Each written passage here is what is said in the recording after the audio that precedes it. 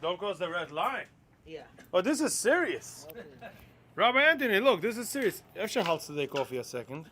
Sie geht, sie sich darf es um. Okay, so you see, we cannot. Oh, we even have stickers to take off our germs. Right?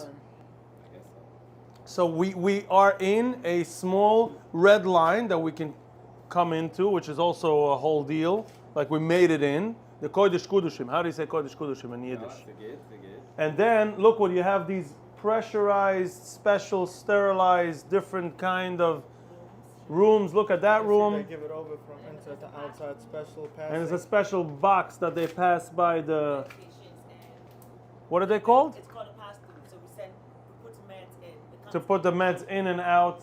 I'm assuming they go with hazmats when they go inside here? That is crazy. Read me. Read me. Stop before you cross the red line. Make sure you have on shoe cover, hair cover, gown, mask. No exceptions.